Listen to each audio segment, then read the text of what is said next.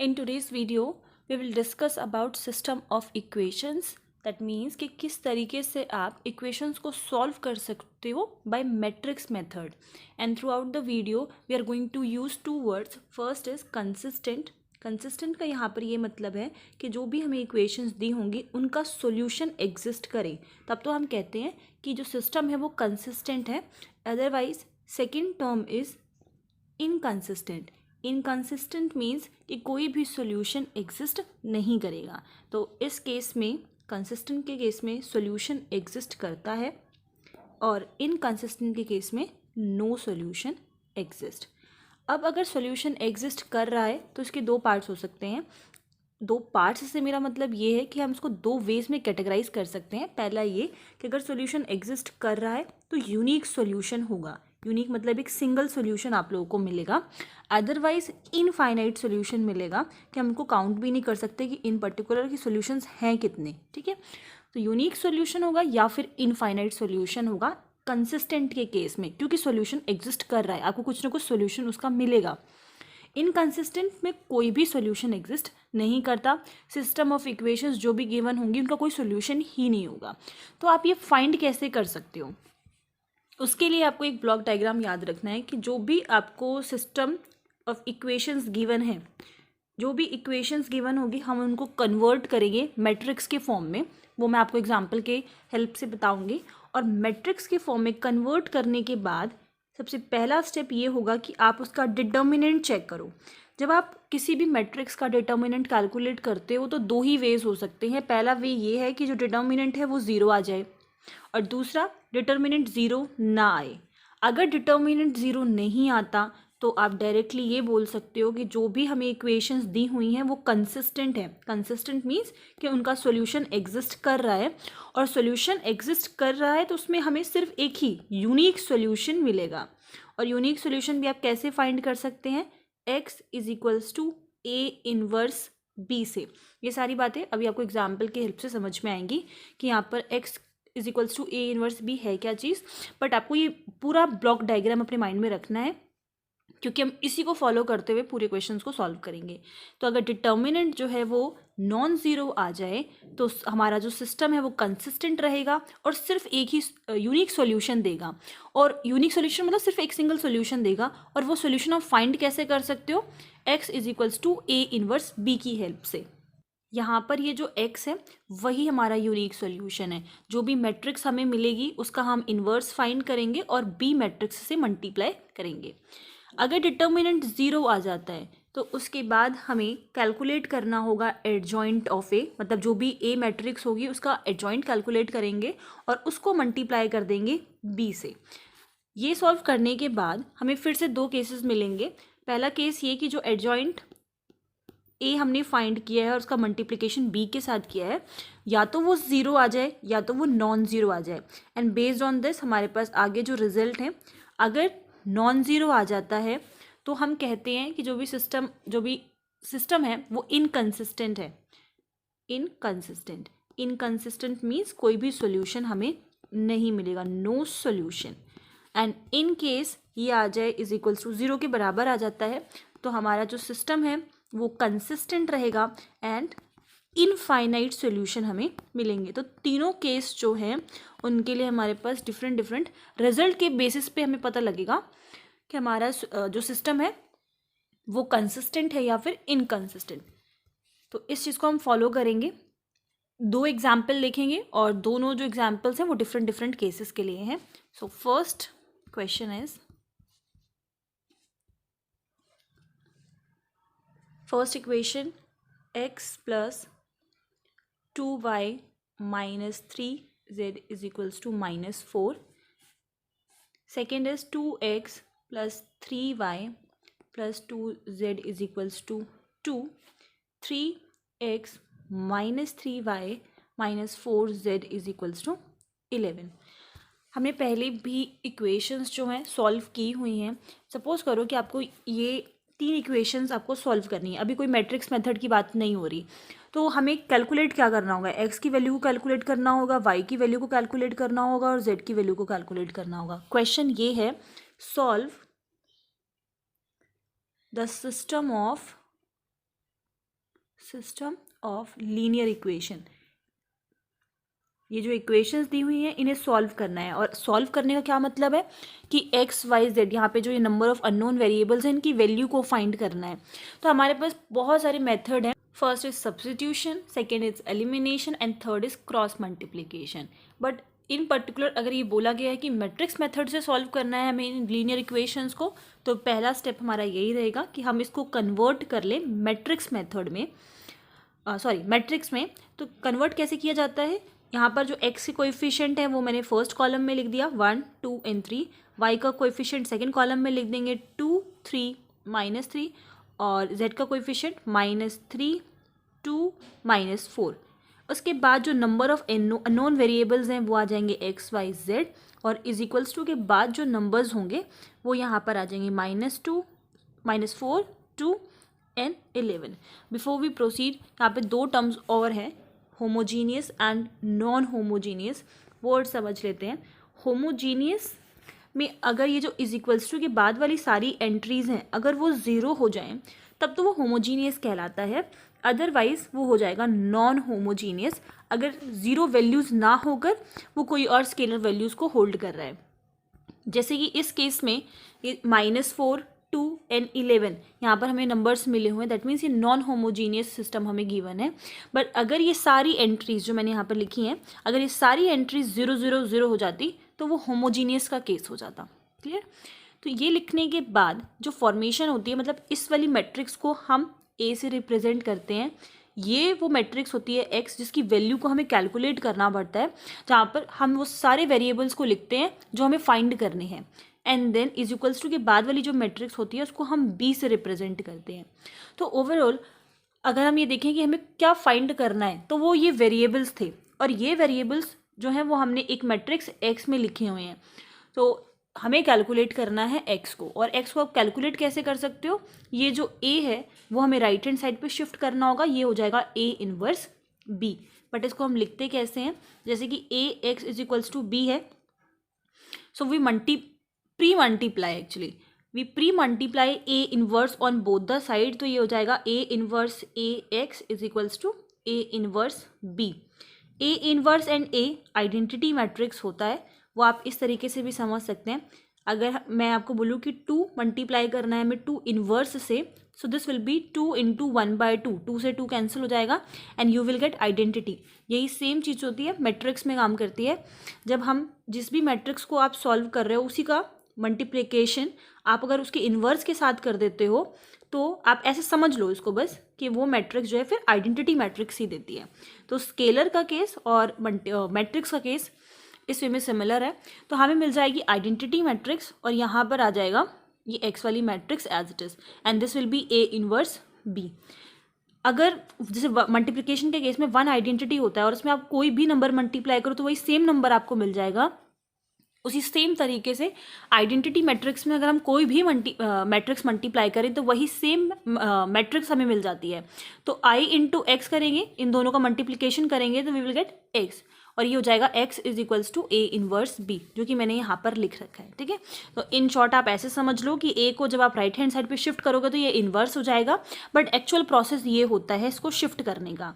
अब हम कैलकुलेट करेंगे x की वैल्यू, और x का क्या मतलब है, x y एंड z की वैल्यू को कैलकुलेट किया जाएगा। तो उसके लिए हमें करना क्या है कि जो a मैट्रिक्स है उसका हम इन्वर्स कैलकुलेट कर लें और फिर उसको मल्टीप्लाई कर दें b मैट्रिक्स के साथ। तो a इन्वर्स का जो फॉर्मूला है, a inverse is equals to 1 by determinant of a, and ये मल्टीप्लाई होगा एडजॉइंट ऑफ a से। ठीक है, ये इम्पॉर्टेंट है, और इसकी वैल्यूज़ को हम कैलकुलेट करेंगे। मतलब हमें डिटर्मिनेंट कैलकुलेट करने की ज़रूरत है, एडजॉइंट कैलकुलेट करने की ज़रूरत है, और वो हम इस फॉर्मूले में पुट करेंगे टू फाइंड ए इनवर्स। उसके बाद जो बी मैट्रिक्स है उससे हम इसको मल्टीप्लाई कर देंगे जैसे कि हमें एक्स की वैल्यू मिल जाए। ठीक है, बट उससे पहले हम ये जान लेते हैं कि ये जो सिस्टम इक्वेशंस हैं जो हमें गिवन है उनका डिटर्मिनेंट 0 आ रहा है या फिर नहीं। डिटर्मिनेंट से मतलब ये है कि जो आपने इसको मैट्रिक्स में कन्वर्ट किया है और हमें ए मैट्रिक्स ये वाली मिली है उसका डिटर्मिनेंट 0 आ रहा है या फिर नॉन ज़ीरो आ रहा है, क्योंकि जो ब्लॉक डायग्राम है उसके अकॉर्डिंगली सबसे पहले हमें जो भी आपको इक्वेशन गिवन होगी उसको आप कन्वर्ट करोगे पहले मैट्रिक्स फॉर्म में, उसके बाद जो ए मैट्रिक्स यहाँ से आपको मिलेगी उसका स्टेप नंबर 1 हमने यही डिस्कस किया था कि हम डिटर्मिनेंट फाइंड करेंगे, फिर ही आगे पता चलेगा कि हमें इस वाले प्रोसेस के थ्रू सॉल्व करना है या इसके थ्रू। तो डिटर्मिनेंट कैलकुलेट कर लेते हैं इस मैट्रिक्स का। मैट्रिक्स मैं वापस से मैट्रिक्स को लिख देती हूँ। So determinant of matrix A 1 2 3 entries हैं इसकी 2 3 -3 एंड -3 2 -4। तो हम अलॉन्ग रो वाइज को कैलकुलेट कर रहे हैं। सबसे पहली एंट्री है 1। जो साइंस हम फॉलो करते हैं डिटर्मिनेंट कैलकुलेट करते वक्त वो ये साइंस होते हैं। तो पहली एंट्री है 1 जिसका साइन प्लस है। So determinant of A is equals to 1। जिस भी हम एलिमेंट का जिसकी भी अलॉन्ग हम कर रहे हैं, पहला एलिमेंट हम कैलकुलेट कर रहे हैं तो पहली रो को हम इग्नोर करेंगे और पहले कॉलम को इग्नोर करेंगे। देन 3 इंटू -4 -12, देन माइनस का साइन 2 इंटू -3 -6, देन 2 है साइन नेगेटिव है -2 आ जाएगा। ये डिटर्मिनेंट कैलकुलेट करने का वे है। ओके देन जब आप सेकेंड एंट्री ले रहे हो साइन है माइनस का तो ये आ जाएगा -2। सेकेंड रो को हटा देंगे, सेकेंड कॉलम को हटा देंगे। 2 into -4 -8 negative sign, 2 into 3 that is 6। उसके बाद जो लास्ट एलिमेंट रह गया है वो है -3 और यहाँ पे साइन है इसका प्लस का तो ये आ जाएगा एज इट इज़ -3। ये वाला रो हट जाएगा, ये वाला कॉलम हट जाएगा। जिस भी एंट्री का हम निकाल रहे हैं वो जिस भी रो में है उसको हम हटा देते हैं और वो जिस भी कॉलम में है उसको हटा देते हैं। बाकी की जो 4 एंट्रीज बचती है उनको हम डायगनली मल्टीप्लाई करके, और माइनस का रिलेशन होता है लाइक इन दोनों एलिमेंट्स को पहले आप मल्टीप्लाई करोगे, देन लगाओगे नेगेटिव का साइन, देन इन दोनों एलिमेंट्स को मल्टीप्लाई करोगे। Then this is 2 into -3 -6 negative 3 3 9। इसको हम सॉल्व करेंगे, ये हो जाएगा -12 माइनस माइनस प्लस 6 -2, ये हो जाएगा -14 -3 and -15। Next -6, this will B minus minus plus 4 2 8, 2 1 2 28 and ये पॉजिटिव का साइन हो जाएगा। देन ये भी प्लस हो जाएगा, 5 3 15 का 5, 1 कैरी 45। इनको आप ऐड करोगे यू विल गेट 67 और ये 0 के बराबर नहीं है, मतलब डिटर्मिनेंट जो है वो हमारा नॉन ज़ीरो आ रहा है। अगर डिटर्मिनेंट नॉन ज़ीरो आता है तो कौन सा केस होता है, कंसिस्टेंट का। और कंसिस्टेंट होने पर जो सोल्यूशन हमें मिलता है वो है यूनिक। और फाइंड कैसे करते हैं, x is equals to A inverse b से। तो यहाँ से हमें रिजल्ट मिल गया कि जो हमारा सिस्टम है वो है कंसिस्टेंट, और system is consistent and it will hold unique solution. Unique solution means एक ही सोल्यूशन वो होल्ड करेगा। और ये सोल्यूशन आप फाइंड कहाँ से कर सकते हो, x is equals to A inverse b से। और उसके लिए हमें कैलकुलेट करने की ज़रूरत है a inverse, that is 1 by determinant of a और adjoint of a। Determinant already हमने कैलकुलेट कर लिया है 67, तो हम एडजॉइंट कैलकुलेट कर लेते हैं। लास्ट वीडियो में हमने डिस्कस किया था कि किस तरीके से कोफैक्टर और एडजॉइंट कैलकुलेट किया जाता है, तो आप पहले वाली वीडियो देख सकते हो। तो इसमें कोफैक्टर का जस्ट ट्रांसपोज करते ही आपको एडजॉइंट मिल जाएगा। कोफैक्टर की एंट्रीज कैसे फाइंड करते हैं, सारे पहले आप ये डायगनली प्लस लगा दो और रेस्ट सारी एंट्रीज जो है वो माइनस हो जाएंगी। एंड हमारा मैट्रिक्स था, उसकी एंट्रीज थी 1 2 3 2 3 -3 -3 2 -4, सब ये मैट्रिक्स थी हमारी ओरिजिनल मैट्रिक्स। अब सपोज करो आप पहले वाले टर्म का फाइंड कर रहे हो कोफैक्टर, ये पहले साइंस बनाना बहुत ज़रूरी है, अदरवाइज साइंस की मिस्टेक हो सकती है। फर्स्ट एंट्री का हम कोफैक्टर फाइंड कर रहे हैं तो हम उसका पहला रो, मतलब जिस भी रो में वो रहेगा उसको हम हटा देते हैं और पहले वाले कॉलम को हटा देते हैं, जैसे अभी हम डिटर्मिनेंट के लिए कर रहे थे वही सेम चीज़, ठीक है। देन डायगनली मल्टीप्लाई करेंगे 3 इंटू -4 दैट इज़ -12 नेगेटिव का साइन, 2 इंटू -3 दैट इज़ -6, तो -12 + 6 ये हो जाएगा -6। तो पहली एंट्री हो गई हमारी -6 की। अगर यहाँ पर नेगेटिव, मान लो सेकंड एंट्री हम फाइंड कर रहे हैं और हमारा आंसर नेगेटिव में आ जाता है, तो ये जो है इस एंट्री में इसमें पुट करने के बाद इस वाले साइन के साथ जो मर्ज होगा, ठीक है, मतलब नेगेटिव ऑलरेडी यहाँ पर है और आपका आंसर भी अगर नेगेटिव आ जाता है तो नेगेटिव नेगेटिव वो पॉजिटिव हो जाएगा। इसी तरीके से सेकेंड एंट्री का फाइंड करेंगे, दैट इज़ 2। तो पहला रो चला गया, दूसरा कॉलम चला जाएगा। 2 इंटू -4 -8 नेगेटिव का साइन, 3 इंटू 6 ये आ गया -14। अब क्योंकि नेगेटिव ऑलरेडी यहाँ पर था तो ये नेगेटिव नेगेटिव पॉजिटिव हो जाएगा और एंट्री आ जाएगी +14। इसी तरीके से जब आप सारी एंट्रीज फाइंड करोगे कोफैक्टर की, तो हमें कोफैक्टर मिलेगा, कोफैक्टर इज इक्वल्स टू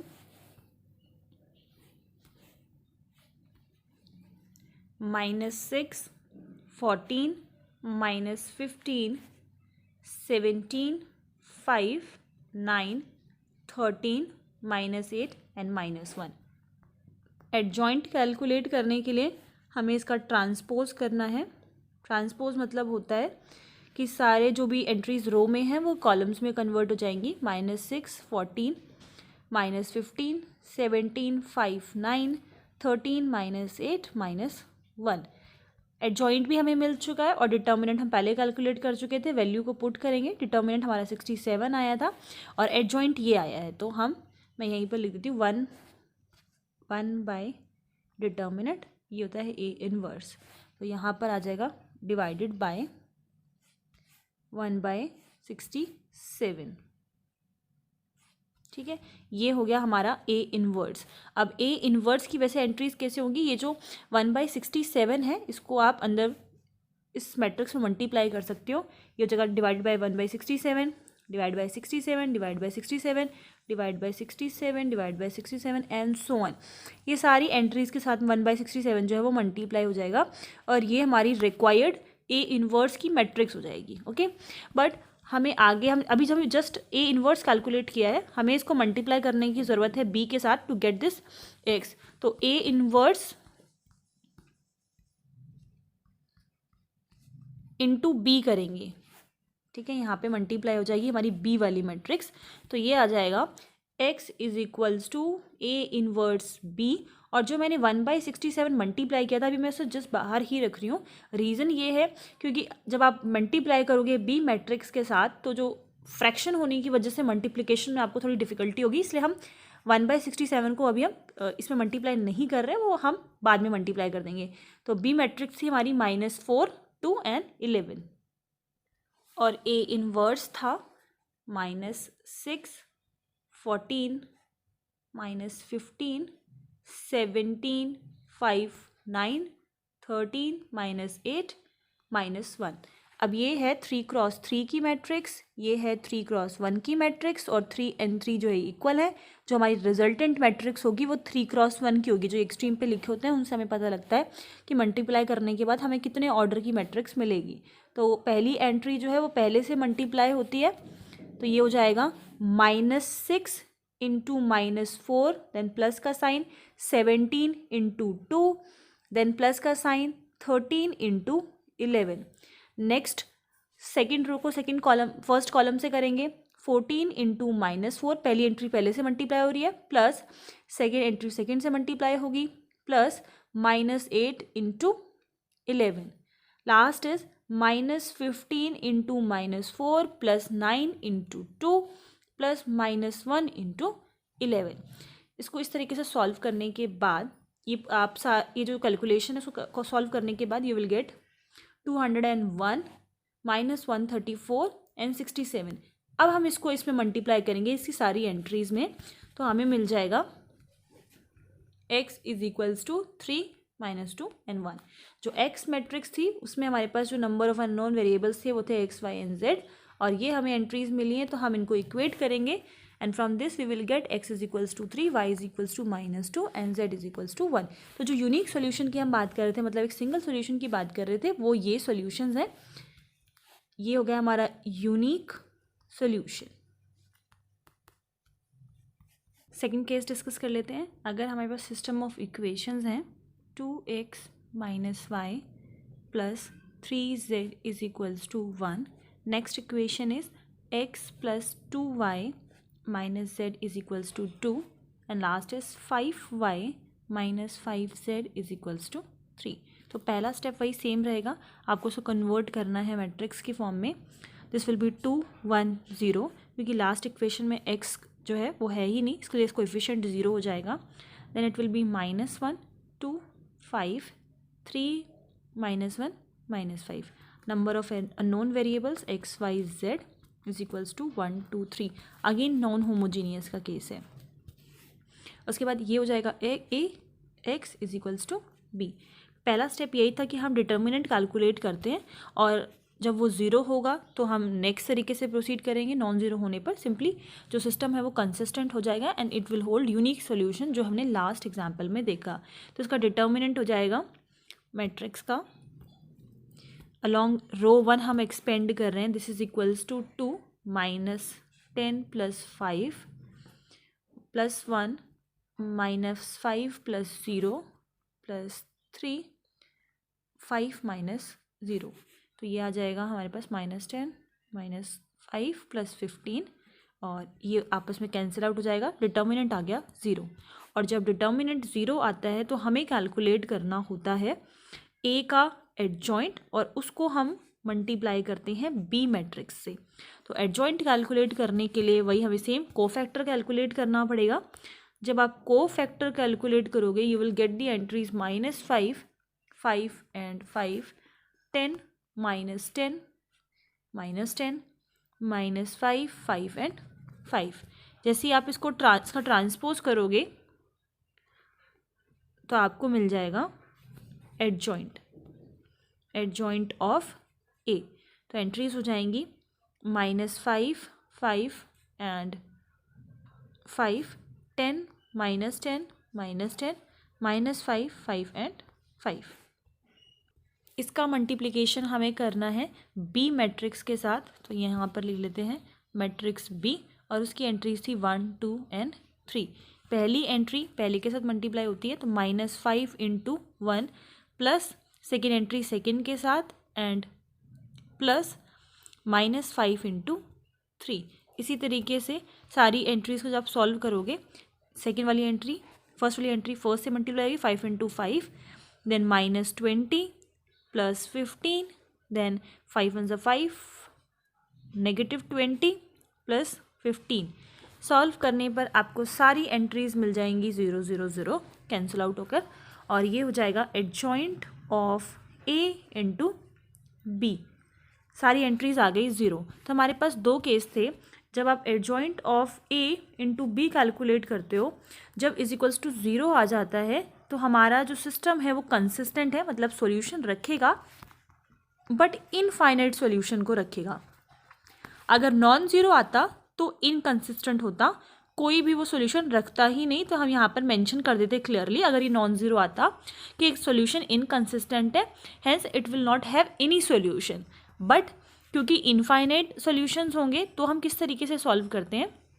देखिए, इनफाइनाइट सॉल्यूशन तभी एग्जिस्ट करेगा जो ये वेरिएबल्स हमारे पास हैं x y एंड z, इसमें से कोई भी एक वेरिएबल कैसा होगा, फ्री वेरिएबल. ठीक है, फ्री वेरिएबल से ये मतलब होता है कि कोई एक ऐसा वेरिएबल जो इसकी वैल्यूज़ बार बार जो है चेंज हो सकती हो, या फिर जैसे कि जो z की वैल्यू है वो हमने बोल दिया k है, और k जो है वो कोई भी नंबर है, एनी नंबर, कोई भी नंबर हो सकता है. तो जो पॉसिबिलिटीज़ हैं सॉल्यूशन की वो कितनी हो गई, इनफाइनाइट हो गई. चाहे x और y की वैल्यूज़ मान लेते हैं अगर फिक्स भी है, बट अगर z की वैल्यू बार बार चेंज हो रही है तो जो सॉल्यूशंस की पॉसिबिलिटीज़ हैं वो इनफाइनाइट हो जाएंगी. ठीक है, तो आप कोई भी एक वेरिएबल को हम क्या लेट करके चलेंगे, हम k मानकर चलेंगे. मतलब कोई भी नंबर वो हो सकता है, और आपका जो x और y का आंसर आएगा वो भी k की फॉर्म में आएगा. मतलब जैसे जैसे k की वैल्यू चेंज होगी x और y की वैल्यू भी चेंज होती चली जाएगी. तो ये हम लेट करके चलते हैं कोई भी एक वेरिएबल k के बराबर है, और k यहाँ पर कोई भी नंबर हो सकता है. या फिर हम इसको इस तरीके से भी बोलते हैं कि ये जो z है वो फ्री वेरिएबल होगा, मतलब इसकी जो वैल्यू है वो कुछ भी हो सकती है.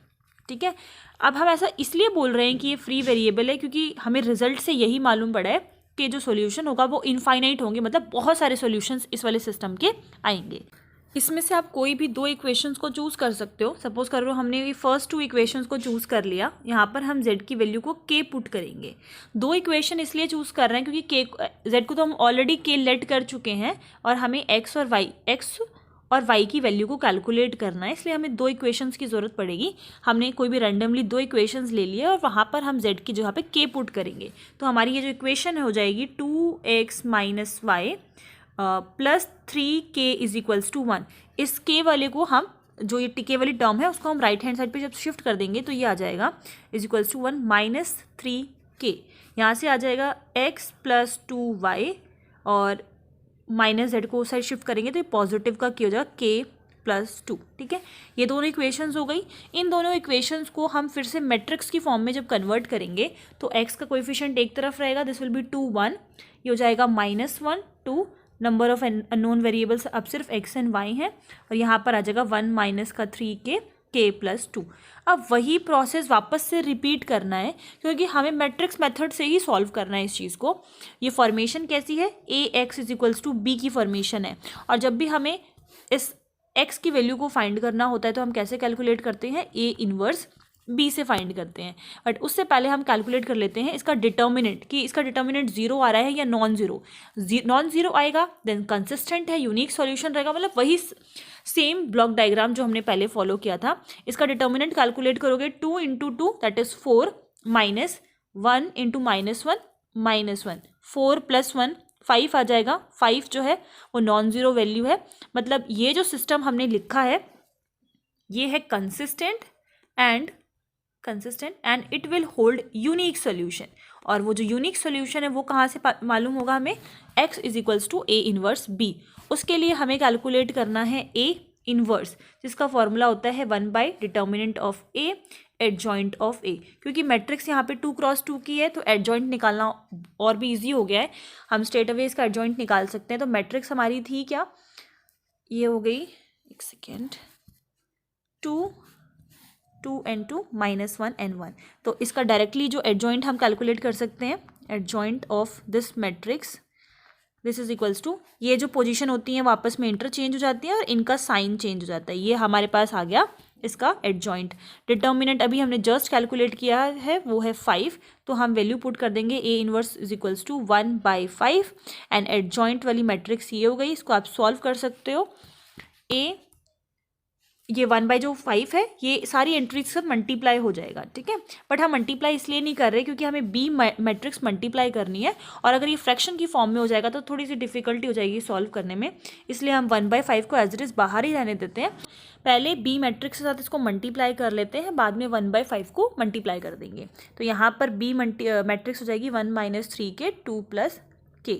जब आप इसको मल्टीप्लाई करोगे you will get -5k + 4 5k + 3 and ये अब 1/5 जो है वो मल्टीप्लाई हो जाएगा इसमें, you will get -5k + 4 divided by 5 5k + 3 divided by 5, और यहाँ पर x था तो ये हो जाएगी xy। तो x की वैल्यू यहाँ से आपको मिल गई -5k + 4 डिवाइडेड बाई 5, y की वैल्यू मिल गई 5k + 3/5, और z की वैल्यू तो हम स्टार्टिंग में लेट करके ही चले थे, z is equals to k। अब आप ये देखोगे कि जैसे जैसे आप k की वैल्यू को चेंज करोगे, क्योंकि हमने स्टार्टिंग में ही ये मेंशन कर दिया था k कोई भी नंबर हो सकता है, तो जैसे जैसे यहाँ पर k की वैल्यू चेंज होगी, k की यहाँ पर x की वैल्यू भी चेंज हो जाएगी और y की वैल्यू भी चेंज हो जाएगी। मतलब आपको इनफाइनाइट सॉल्यूशन मिल रहे हैं depending on the value of k। जैसे आप k को वेरी कर रहे हो, x और y की वैल्यू भी साथ में वेरी हो रही है। तो सिस्टम कैसा है, कंसिस्टेंट है and it will have infinitely many solutions. तो हमने क्या किया, जो ब्लॉक डायग्राम था उसको बार बार हम वही फॉलो कर रहे हैं। कभी भी अगर आपको इक्वेशंस दी हुई हैं एंड आपको उनकी values, number of unknown variables को मैट्रिक्स मेथड से सॉल्व करना है, तो वही ब्लॉक डायग्राम हम जो है फॉलो करेंगे। डिटर्मिनेंट कैलकुलेट करेंगे, तो नॉन जीरो या जीरो के बेसिस पे आगे के जो स्टेप हैं उनको फॉलो करेंगे। इस वीडियो में बस इतना ही एंड थैंक यू।